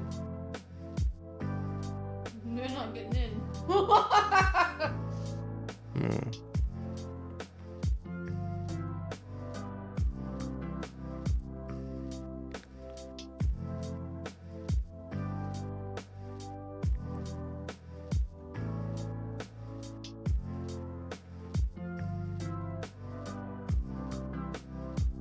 I actually used this program on Exploits of the Golden Shadows. This was the here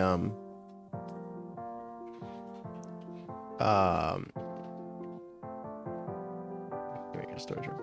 This was the map that I used this to create the map for episode 1.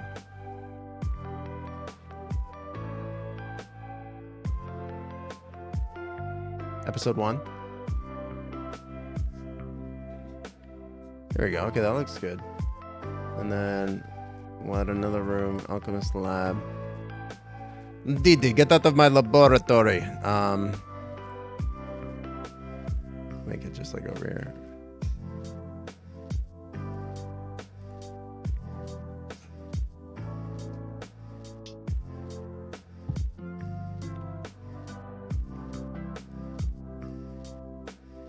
Okay, so this is a little strange.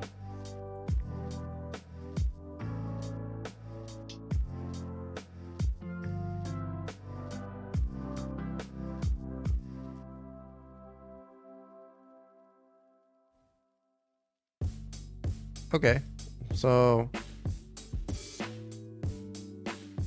just make it big.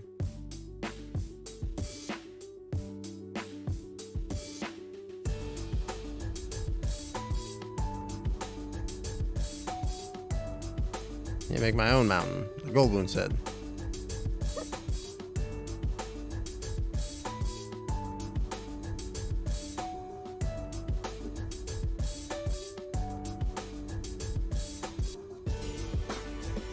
So funny, it's like blurp, blurp.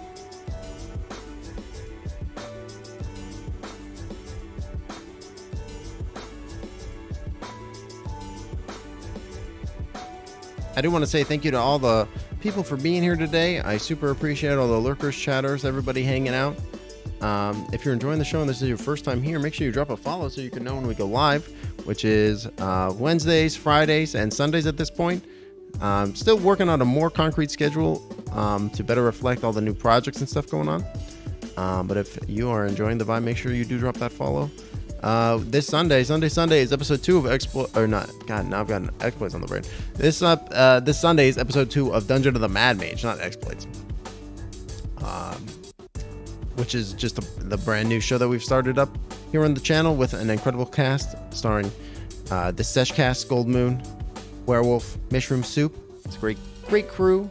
And the first episode's up on YouTube if you want to check that out. What else? Anything else I got left to promote? Probably a bunch of stuff. But we'll stop there for now. Here we go.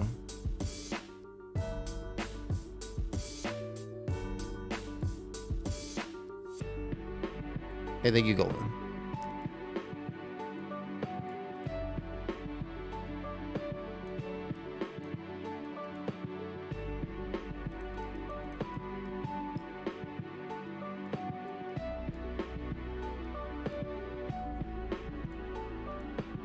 There you go. So this can be like up the side of the mountain, I guess. And then we can put steps here. Steps. Steppers.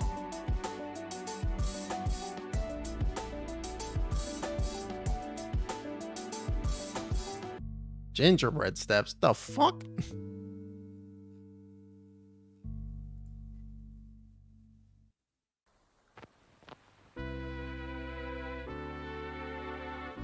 What would be some good stairs here?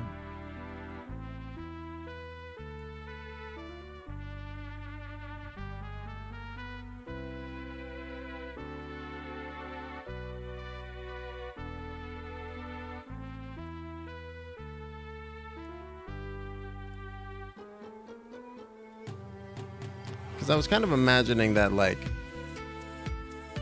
there, like, he lives in this, in like kind of like a recluse in the mountain a little bit. That was kind of how I was picturing it. And we'll go ahead and just throw some terrain underneath. What the fuck?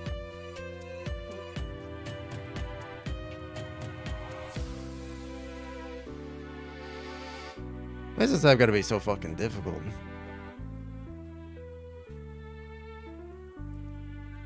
This is silly. No, I guess I better very delicately and gently shrink the thing underneath it. I just increased it.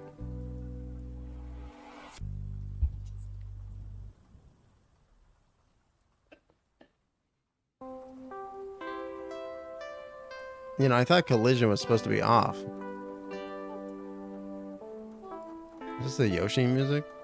I think it might be.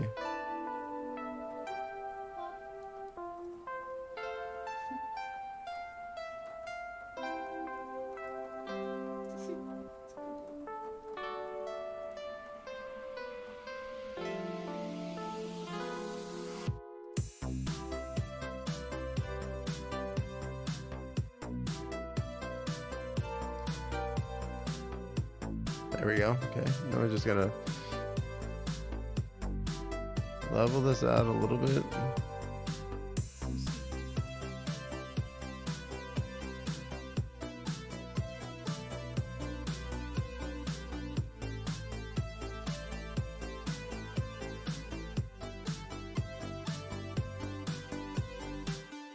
Oh.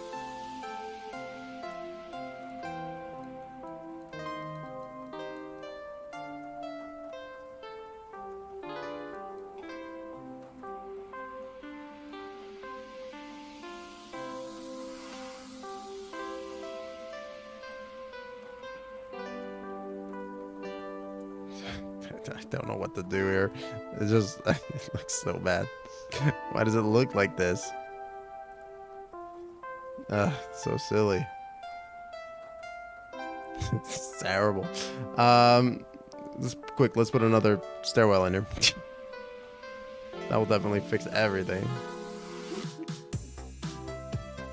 Oh, perfect.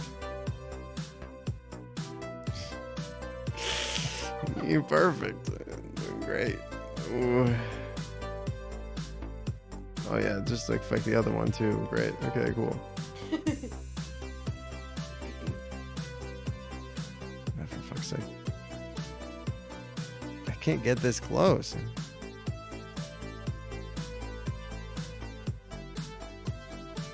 Oh my lord. He's fighting me.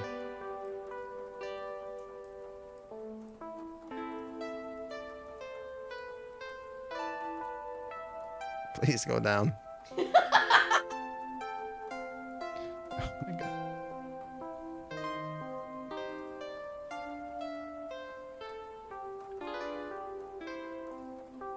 I think they still got a few kinks to work on in this program, just a little bit. It is in early access. And it'll probably be in early access for a little while. There's just a huge gap between the wall and the... Ooh, look at those buns. That's what Goldmoon says.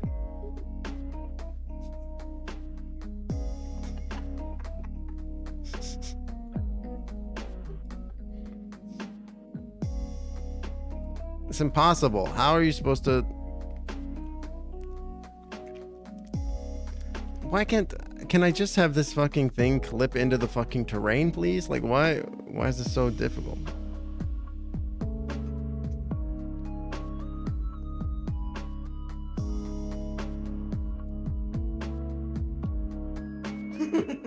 Perfect. Okay, you know what? We're just gonna say that that this part is where the entrance is. It looks great. Perfect. You're not gonna even be able to tell from a top-down perspective, anyways.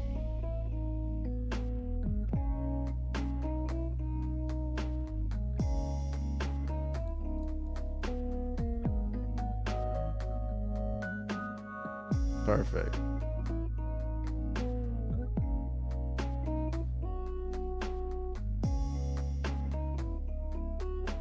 Great.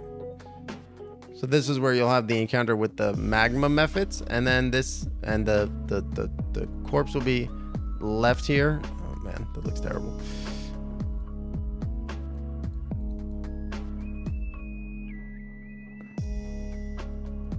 You'll have the encounter with the wizard here, who will come clean about everything, about the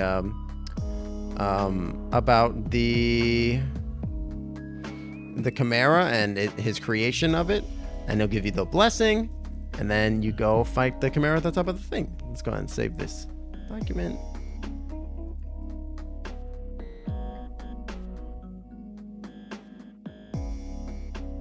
Chaos Wizard Lair. Save. All right, great. All right, cool. Honestly, I'm pretty happy with this. Like, I'm kind of happy with where we've kind of ended with this. I know we were like a little early, but I might call the stream here and raid on into somebody. We've got this kind of one-shot handle. We've got the monsters. We've got, you know.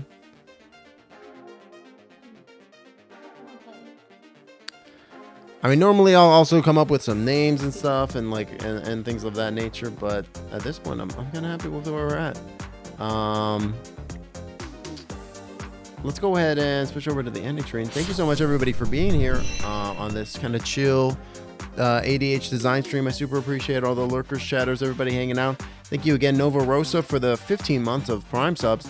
And CPC Gamer, aka Andy, thank you as well for the raid. I super appreciate all the support, all the love today. Again, thank you just everybody. Thank you just everybody for coming out. We're going to be live again on Friday, 3 p.m. EST with Skelly Skeletons. We're going to be playing more Gotham Knights. You know, streams with Skelly are always a good time. And they're always just, I'm always loving it. I'm always laughing. And I'm sure you will be too. So come on down for that. And then on Sunday, episode 2 of Dungeon of the Mad Mage, Hallister's game is kicking off. You'll be able to use Stream Loot's cards in order to impact the game, as well as tip the cast. It's going to be a wild time, and I hope to see you there. But until next time, let's go ahead and send a raid on out. Let's raid over into Big Scared. Big Scared is playing Dead by Daylight right now. Raid Big Scared. Big Scared is a member of the People, who I am also a member of. Look at that. Who's a very cool variety streamer and VTuber individual. They're real cool, and I'm sure you'll love them. Go give them some love from me.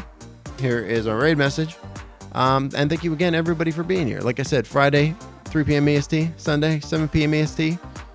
But until then, stay magical. I'll talk to you soon. Goodbye. So long, chat. Goodbye. Bye-bye.